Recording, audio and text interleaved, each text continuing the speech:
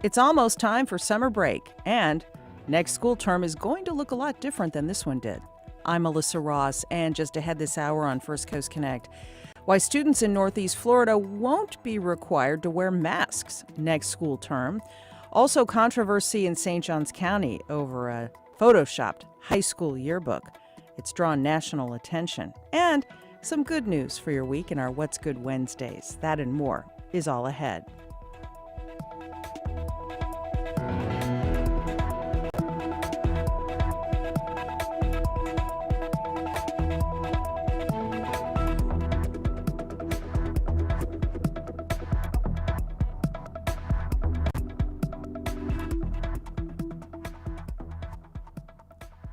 After the day's news.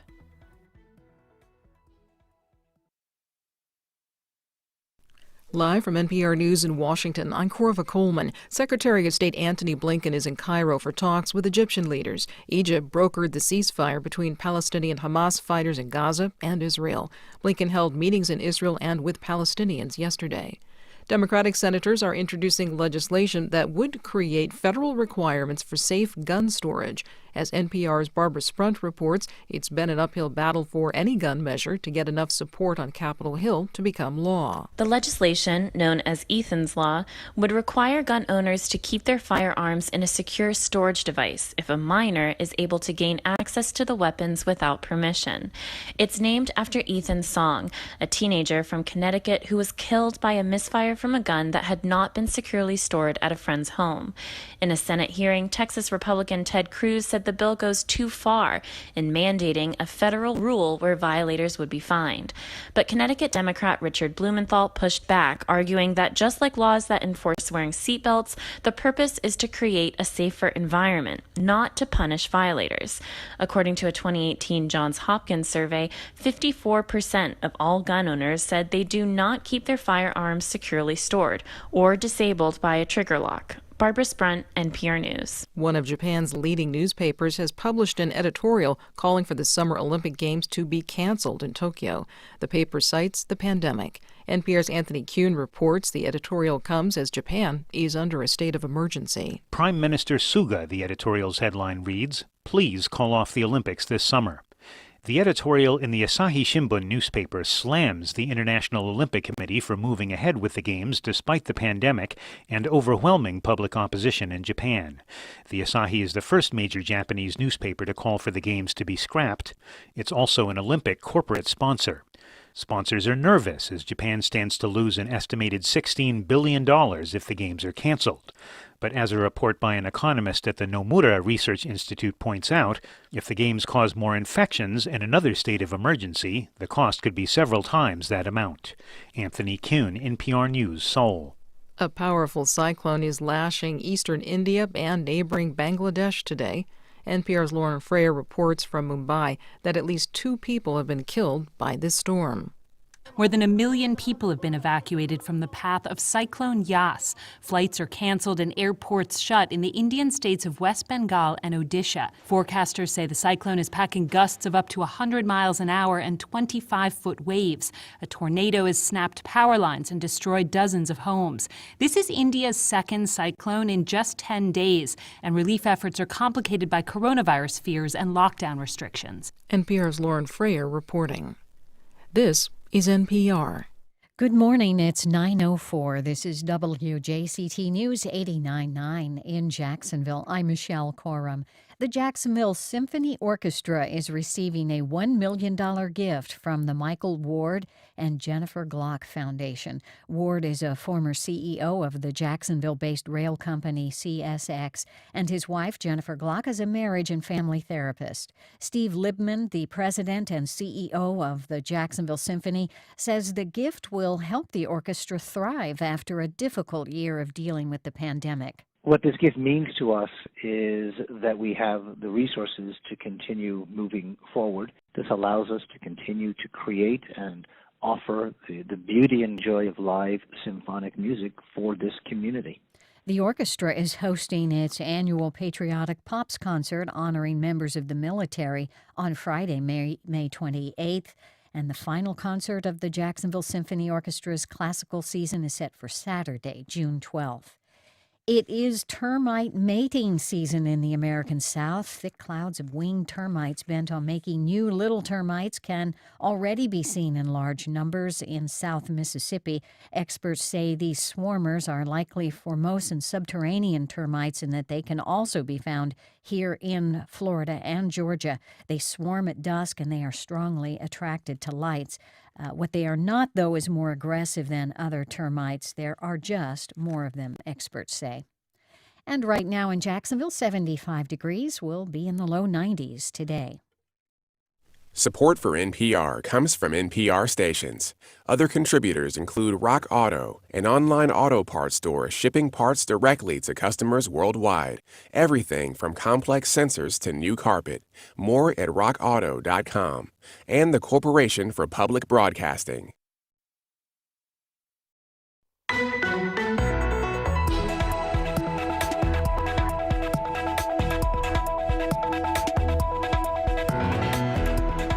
Summer break is almost upon us. But how about this? The next school year will look very different from this one for kids on the First Coast. And good morning. We're live from Studio 5. I'm Melissa Ross, and this is First Coast Connect. Thanks for listening. Just ahead, new mask guidance for kids and schools. Give us a call. It's 549-2937. Then later, more school news as a photoshopped St. Johns County High School yearbook causes a national uproar. We'll tell you about that. First, though, here's your COVID update for the day. 1,874 new cases reported in the state from Monday and 80 new deaths. The death toll in the state from the virus stands at 36,581. It keeps going up every day, folks, so please go get your vaccine. Well, next school year, students in the Duval County Public Schools will no longer be required to wear face masks on campus. And much the same is playing out in school districts around the region, like St. Johns and Nassau counties. Now, the news comes one day after a survey for parents, students, and employees wrapped up, and they asked everyone to weigh in on the wearing of masks in class, temperature checks, desk shields, and more. The district's move on masks mirrors a number of Florida school districts. They're under pressure from the state to make face coverings optional next school year. Now, at the same time as vaccinated Americans return to what amounts to a pre-pandemic life this summer, one group will be left out, kids under the age of 12 who cannot yet be vaccinated. So that poses a question. If you have young children, how do you protect them when everyone starts socializing again? Dr. Jeff Goldhagen is professor and chief with the Division of Community and Societal Pediatrics at UF College of Medicine, JAX. He's also president of the International Society for Social Pediatrics and Child Health, and he's on the line. Hi, Dr. Goldhagen. Always good to have you. Good morning. Thanks for having me. We're talking kids and COVID on the show right now. If you've got kids in your house, listen up and give us a call. It's 549-2937. Emails to firstcoastconnect@wjct.org. Tweets to @MelissaInJax. And our Facebook page is open. Well, let me begin by asking you your thoughts about this new rule for face masks in local schools. It's going to be downgraded from mandatory to voluntary at elementary schools, strongly encouraged, but voluntary at elementary schools, and voluntary at secondary schools. I mean, let's be honest, that means kids aren't going to be wearing masks for the most part come fall. What are your thoughts, Dr. Goldhagen? Well, so all of this began several weeks ago with the CDC recommendations, changes in the CDC recommendations. I think that politics has now invaded the Centers for Disease Control. Those decisions, I think, represent a profound disregard for the health and well-being of children, particular children under the age of 12. And so we see those recommendations now permeating our school systems. And we know very definitively that children who are in environments in schools where there are no masking requirements, there are at least several studies that have demonstrated this, are at increased risk for COVID. And as you mentioned, we're still seeing thousands of people every day test positive for COVID. We're still seeing around 100 people a day dying in the state of Florida with COVID. And so to a certain extent, the situation today puts children at greater risk than they were yesterday. This is an issue simply because the majority of school-age children are still too young to qualify for vaccination. A study done last fall found that infection rates were 37% lower in schools where teachers and staff were required to wear masks. So, kids under 12 will be able to be vaccinated, but not by the time school starts again in August, correct? That's correct. So that's not a great timeline for a pediatrician like you. No, and the issue is the teachers, right? So teachers will not need to be masked.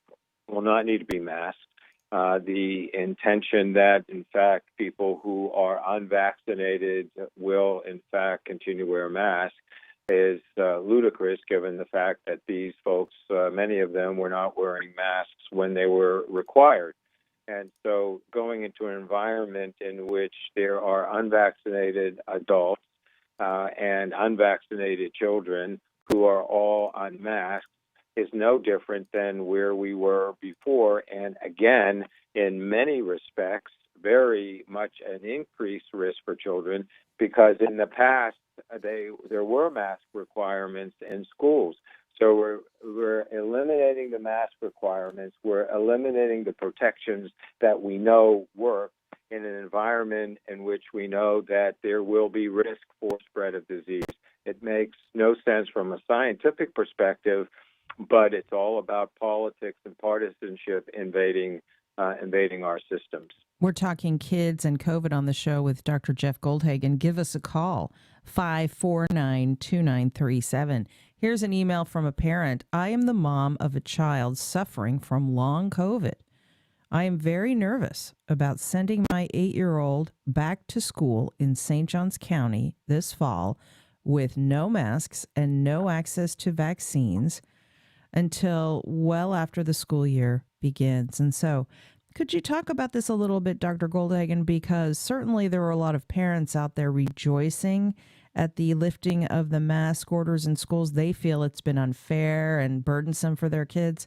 However, there are other parents out there who have had kids get sick, and they are worried about exposing their children to the virus this fall.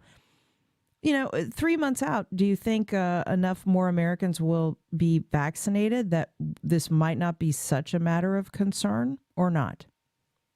Well, we know that, at least at this point, the vaccine hesitancy will not result in allowing us to reach herd immunity.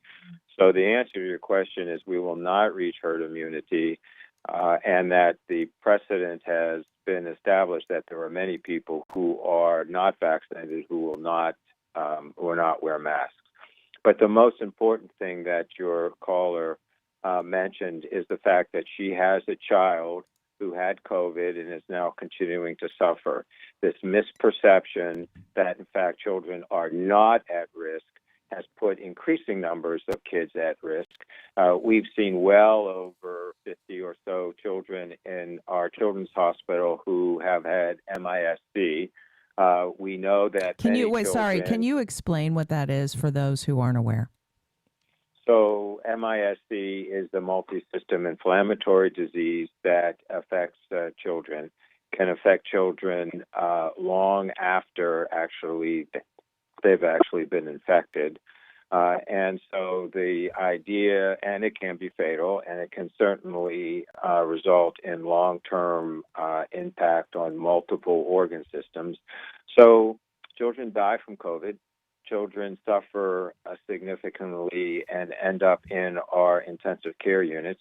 Children get infected and have long COVID. And what's critically important is that we do not know the long-term impact of even asymptomatic diseases in children, so that there's no reason not to expect that years from now that there will be lingering effects of COVID infections that were asymptomatic in children. This is a serious disease for adults.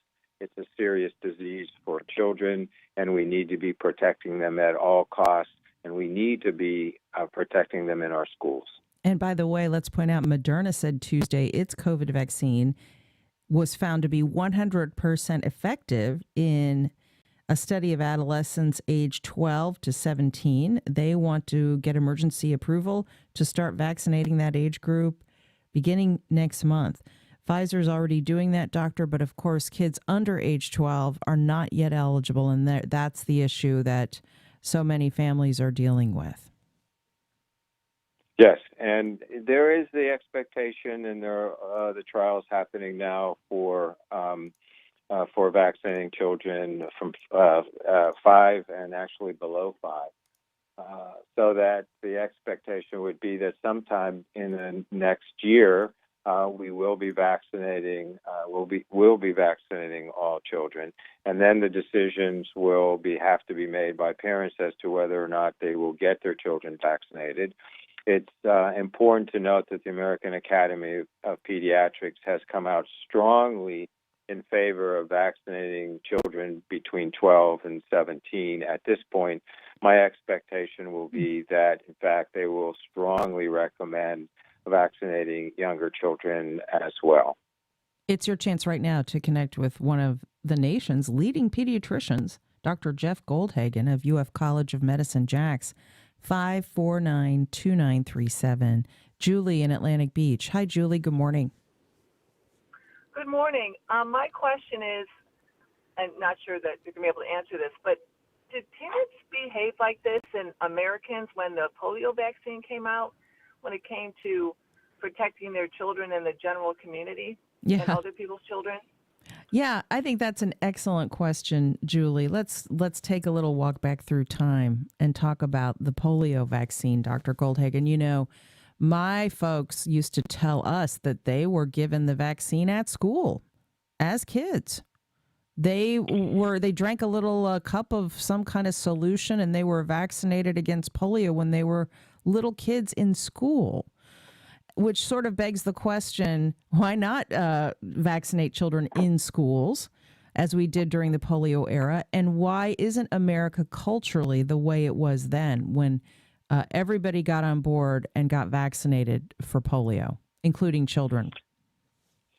Well, unfortunately, I'm old enough to actually be able to answer that question personally. And interestingly enough, I grew up in Pittsburgh, where Salk invented the vaccine and was part of the first group of kids without informed consent by any means to actually be vaccinated. And we were vaccinated in schools. And no, there was not the vaccine hesitancy, in part because the polio epidemic hit children very hard, and parents saw actually their children suffering significantly and die. So there wasn't the vaccine hesitancy. There was also a belief in science. This was in the early 50s or the mid-50s. Science was just coming into its own. Vaccines, interestingly enough, came into existence in the early 50s. So this was one of the first vaccines that existed, and there was a belief that science was important, and a belief in science, and a belief, in fact, that the government was there to protect people. That's a very different environment today, certainly from a political standpoint, but also the fact that polio hit children very hard, and they were the primary group that was affected, was a different environment than COVID. It certainly is. But, you know, we've spent a lot of time on this show interviewing guests about the safety and efficacy of the vaccines.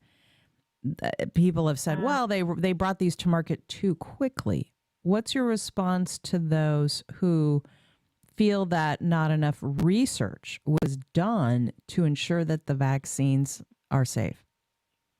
Well, that's a complete misperception. That there has been extensive research on the mRNA vaccine for decades, actually, and so this was not new research. It was the application of research that has been in place and continuing for many years. And so the safety issue has been tested in the past, and the efficacy have been tested in the past, so that in fact this was just the translation of knowledge that currently existed into vaccine technology, and not new research and not new technology. Yvonne on the South Side. Hi, Yvonne. Good morning. Glad to be speaking with you. You too. I just wanted to call to make parents and family members aware of something we found out yesterday. A neighbor is a long-term driver for contractors who run some of the buses here for county school children, has not been vaccinated. And when we asked him why, all he could say was Trump and Tucker Carlson. And we did a little walk away, but I feel that parents need to find out from their representatives here in town just what's going on with bus drivers that don't have to be vaccinated. Thanks, Yvonne. You know, it's ironic considering that the president and the first lady, before they left the White House, got the vaccine, but they didn't talk about it publicly. All of the other living former presidents, Dr. Goldhagen, urged Americans to get the vaccine, showed themselves getting the vaccine. President Trump did it secretly, but he was vaccinated. So there's still so much disinformation about the vaccination effort that leads people to rationalizing not getting the vaccine. And that is going to be a problem for school kids this fall, because most adults by the fall who have decided they want to get vaccinated will have been vaccinated, and that just leaves the kids. Well, that's a fascinating issue, and one that there's not a correct answer for sure.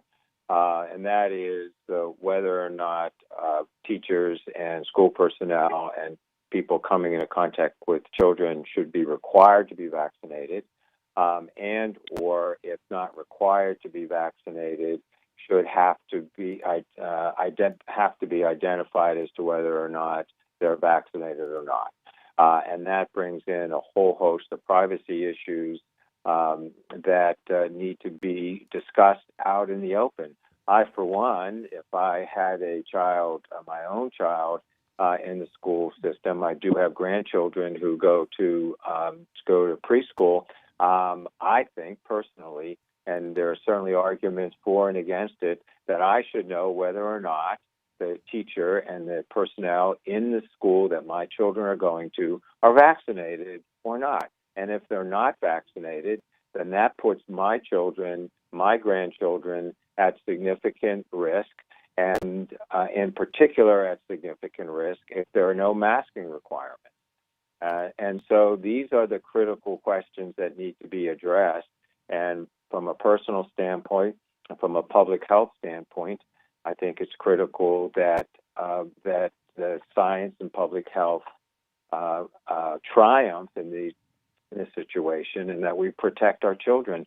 We are profoundly disrespecting their health and well-being by putting them into environments that present extreme risk for them, or at least risk for them, with the misperception by the public that they're not at risk for the disease and that they won't have immediate and or long-term consequences from becoming infected. We're speaking with Dr. Jeff Goldhagen, pediatrician with a national platform.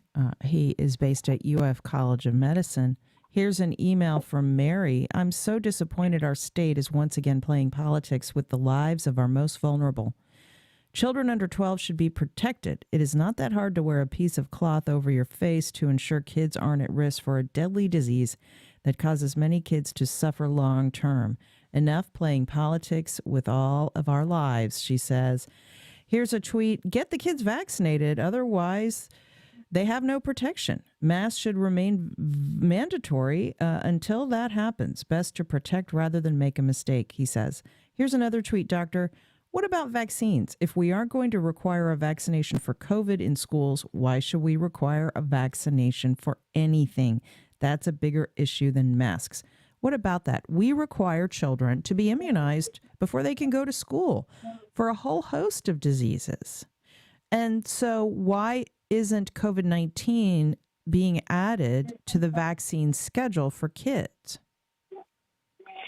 Well, that's a really excellent question, and I think the issue is and will continue to be the politics that has pervaded and invaded our system at this point in time.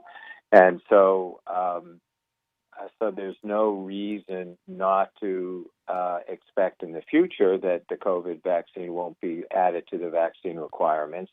Right now, it would be difficult to do that because it's still under emergency utilization.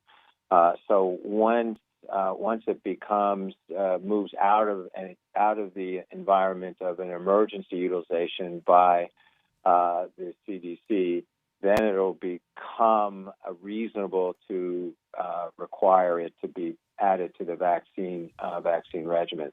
I might add also that school personnel are required to be vaccinated. They are required to be tested for TB and so on. So there would be no reason to not require them to also have the COVID vaccine, and we require them to get influenza vaccine. So there is a precedent for requiring adults as well as children to be vaccinated, and it's just because of the politics of COVID that is preventing this from happening. Grant emails the show. On one side is science. They make recommendations based on best practices and to protect us all. On the other side is a cult, beholden to conspiracies, individuals, and commerce, and not even in that order. One side lives in a realm of reality, the other some dystopian fantasy, he says. Okay, let's take a few more calls. 549-2937. Eric in Arlington. Hello, Eric. Yes, good morning. I continue to be confounded by the anti-vaxxers and anti-maskers, and the reason is a practical one. Is it such a great encumbrance on people to put on a mask? I mean, I sometimes there may be government mandates. Like, for instance, where the Second Amendment is concerned, I personally think guns are too available and they're too easy to buy and ammunition and all that. But say someone's a hunter and the government says, you can't buy a gun. I can see where people might get excited about that, I guess. But asking someone to put on a mask, I mean, we expect people to wear pants and shirts. I mean, it's just confounding, and I wonder when it changed in America. I'd like to be able to put my finger on exactly when this attitude. It's almost it's like not cooperating for the sake of not cooperating, which really, I don't know, is kind of nonsensical. But thank you. Yeah, Eric, thank you. And plenty of people have written about this. They've called it a culture of narcissism in America, a culture of selfishness, a culture of grievance.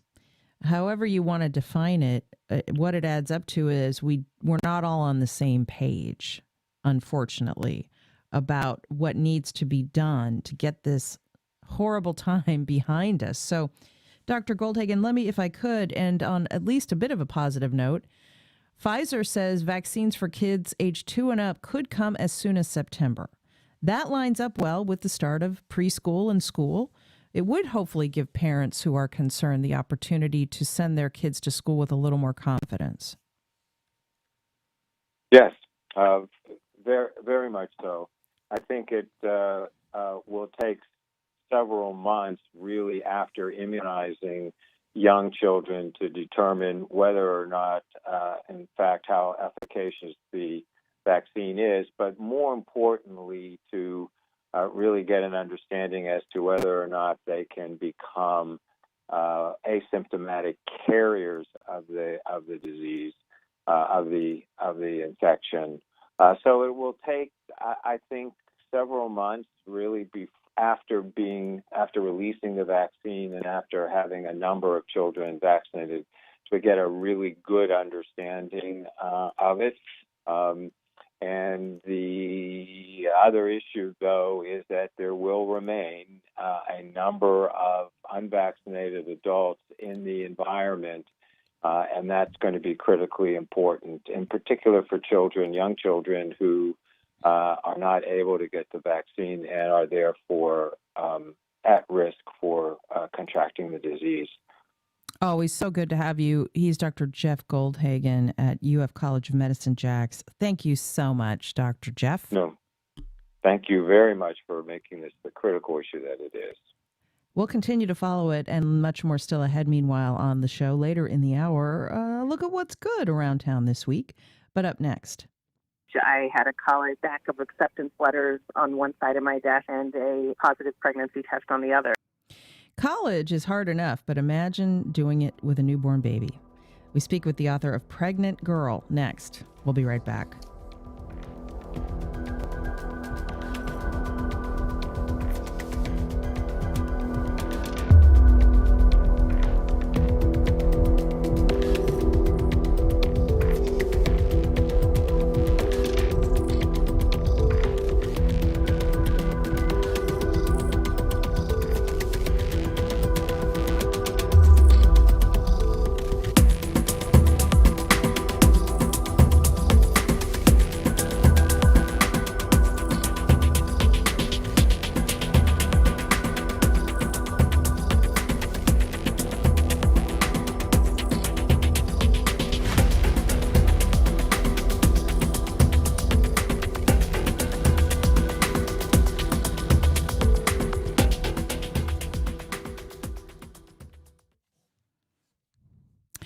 Well, her name is Nicole Lynn Lewis, and she's the founder of Generation Hope.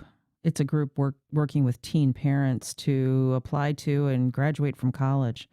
But Nicole is a former teen mom herself, and she was actually homeless when she graduated high school and began attending the College of William and Mary.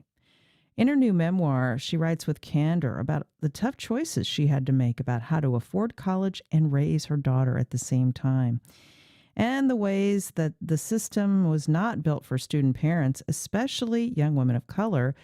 This is a fascinating memoir, and I spoke with Nicole Lynn Lewis about her book, Pregnant Girl. Take a listen.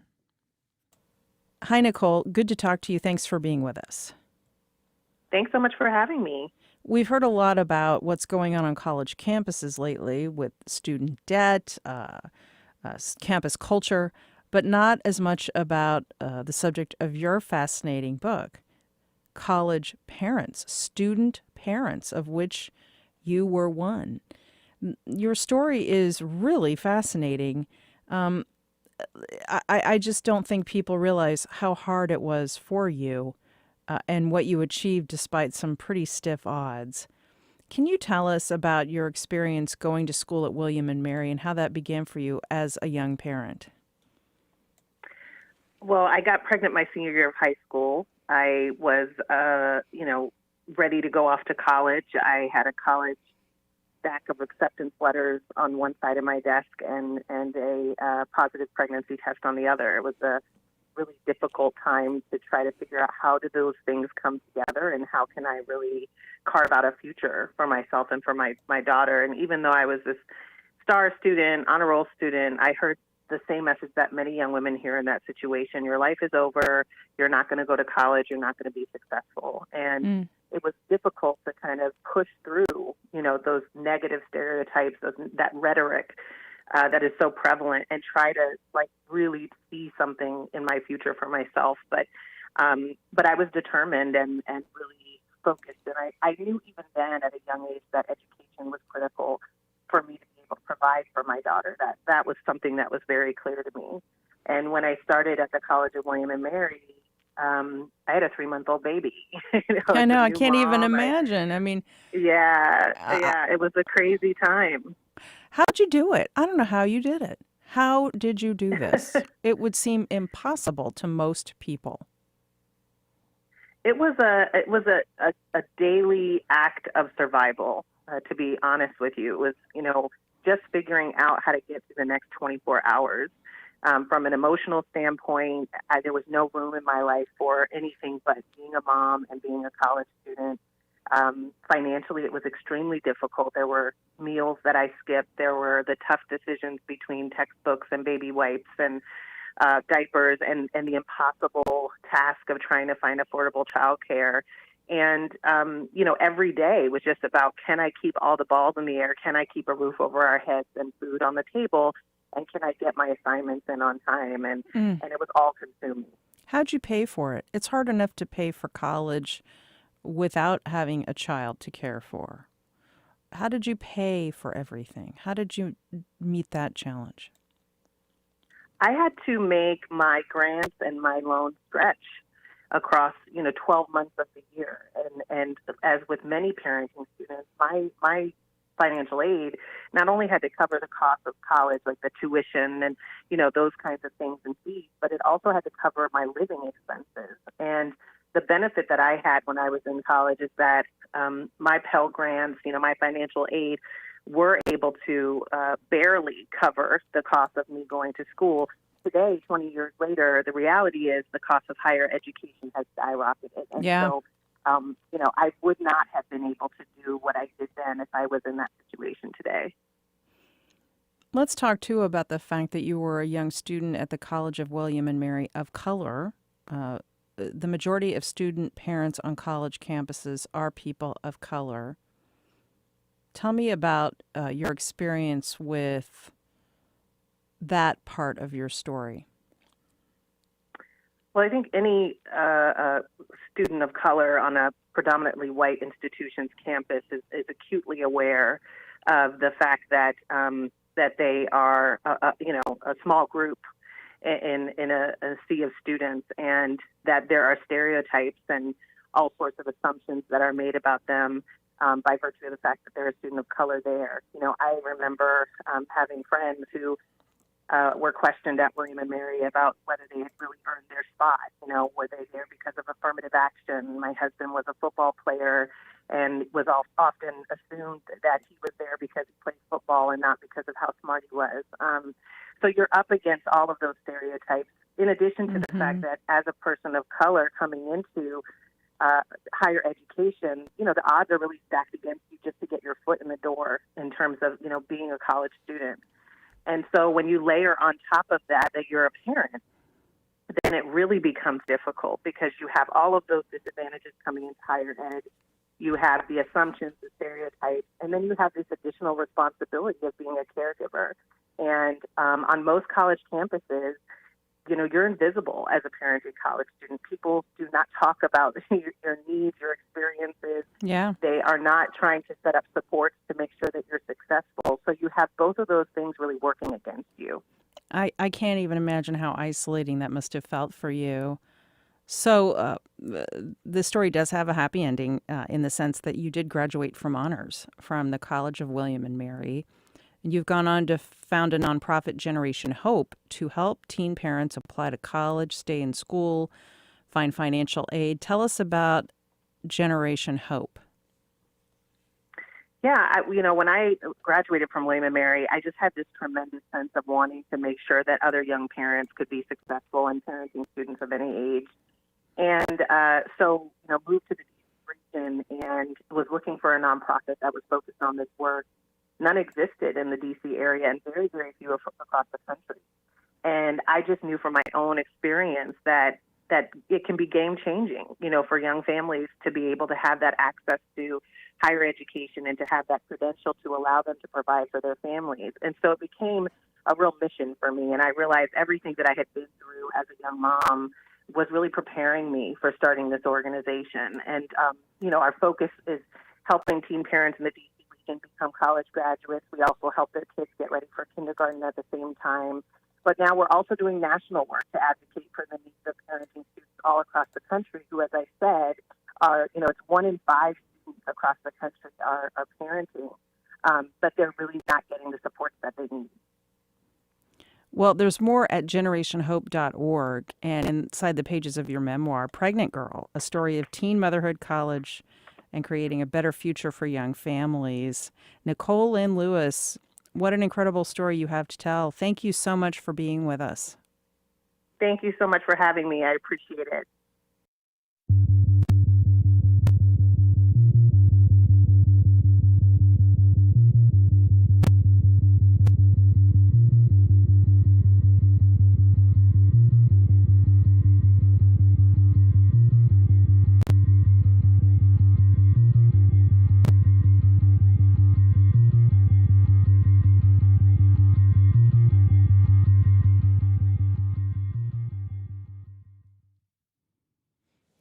Well, a Photoshop controversy over a high school yearbook in St. Johns County has drawn national criticism.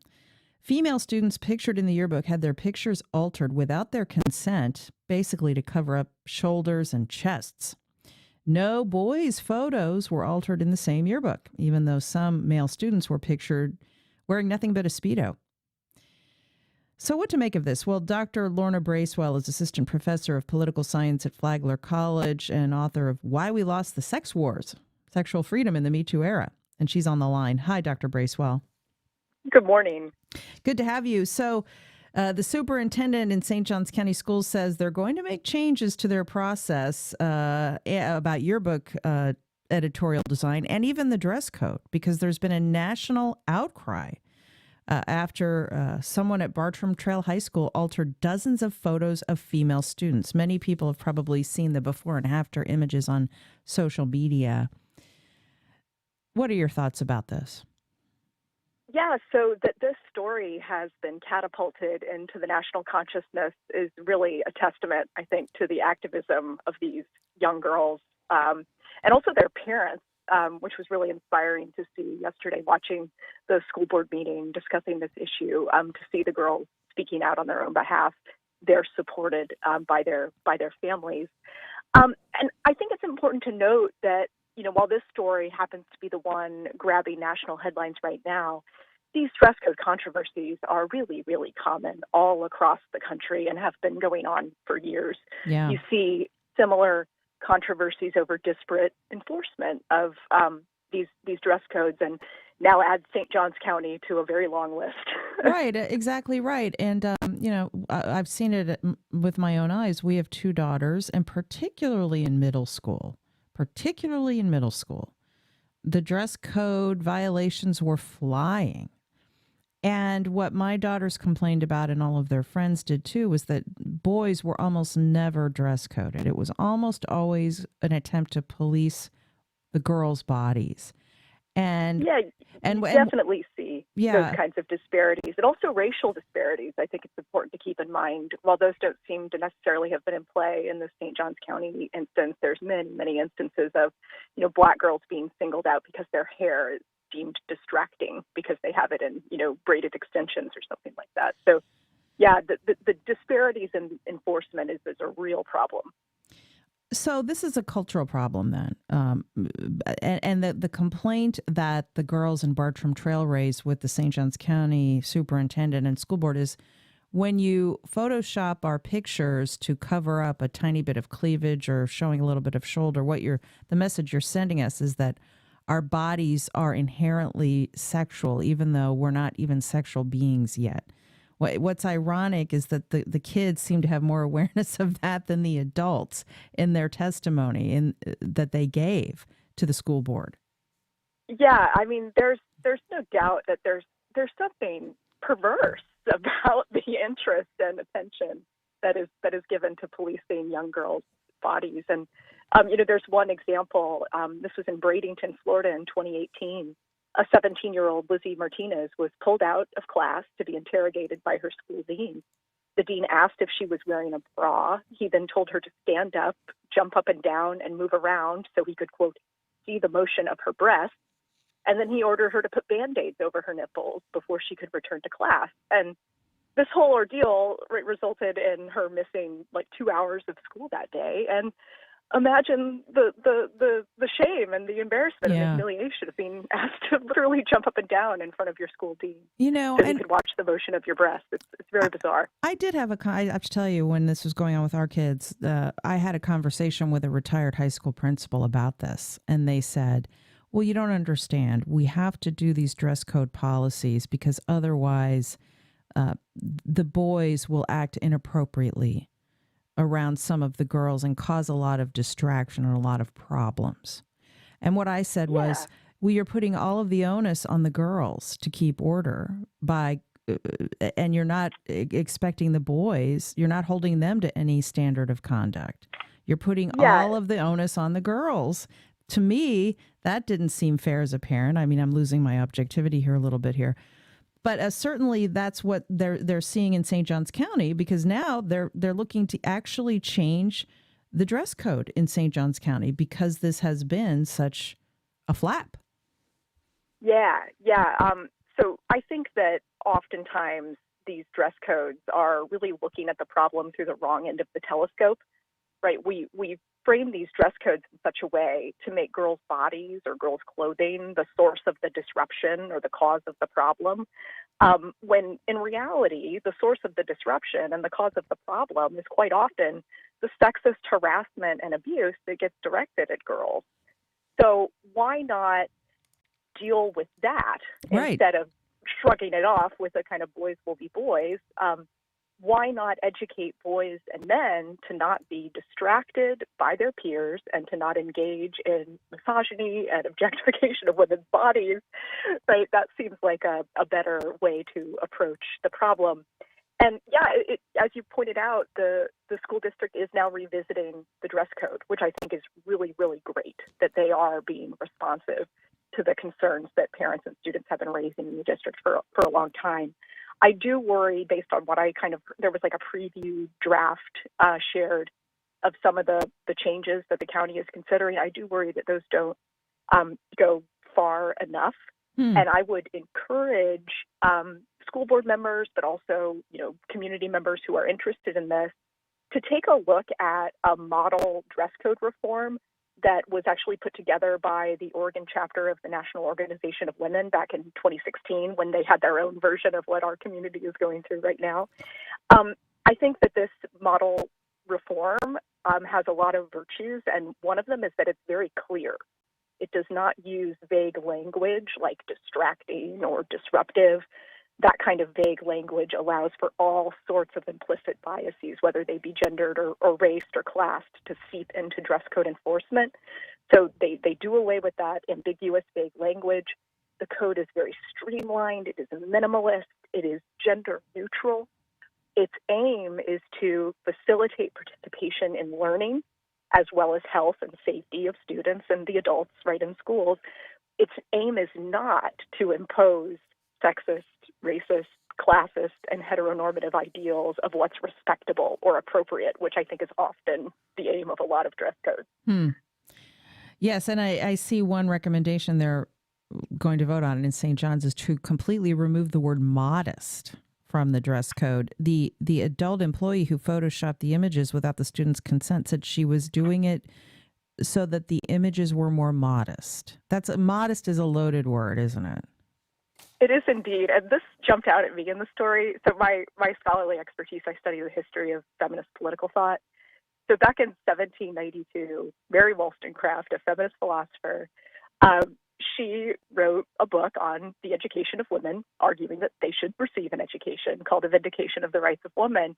And she discusses modesty at length in that text. And a point she makes that I think rang true then and still rings true today is that modesty is a virtue. And if you want people to be modest, you have to cultivate within them a capacity for virtue. And what that means is you have to make them independent, and you have to give them good judgment, and you have to give them the kind of resources that they need to be sovereign over their own bodies and their own persons and their own behavior. You can't sort of impose modesty externally through commanding rote rule following. In fact, Mary Wollstonecraft points out that's a recipe for immodesty, right? So I think that it would do us good to recall the insight of Mary Wollstonecraft from, literally like 300 years ago into this whole discourse on modesty, that our goal should be to make young girls and women independent, to give them good judgment, to give them a sense of their own power and their own authority over their own bodies. We'll leave it with that powerful idea. Thank you so much, Dr. Lorna Bracewell, Flagler College. We appreciate you being with us. I appreciate the invitation. Thanks. And in a moment, some good news and notes for your Wednesday. We'll be right back.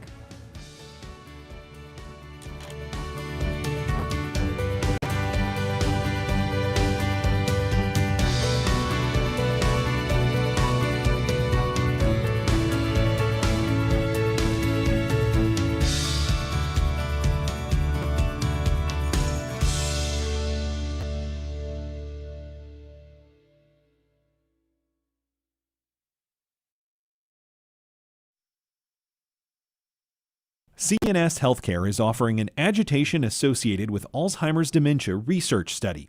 Has Alzheimer's changed your loved one? Have they shown verbal or physical symptoms of agitation? Learn more at 904-281-5757. Greenwood School serves students that learn differently by identifying their skills and strengths. Greenwood teachers help them grow into confident, capable high school graduates with a multisensory approach, small class sizes, and no high-stakes standardized tests. Limited space available. More at greenwoodjacks.org. I'm Robin Young. The last time we spoke with Pulitzer Prize-winning science journalist Laurie Garrett, she was sounding an alarm about COVID-19. We are heading into a winter of true hell. I mean, the gates of Hades have opened. Well, that is still true in India, but are we finally in spring? Next time, Here and Now. Today at 2 on WJCT News 89.9. On the next Fresh Air, Yusuf Salam, one of 5 men who were convicted as teenagers, then exonerated in the Central Park jogger case. Their story was dramatized in the Netflix series When They See Us. Salam reflects on his experience in a new memoir called Better Not Bitter, Living on Purpose in the Pursuit of Racial Justice. Join us today at noon on WJCT News 89.9. Electronic dance music, or EDM, has defined an entire generation of music lovers. The documentary Underplayed asks tough questions about why so many women find it hard to succeed in the space. I'm Jen White. We meet its director and hear more about the female pioneers and next generation artists who are pushing for change. Next time on 1A. Today starting at 10 on WJCT News 89.9.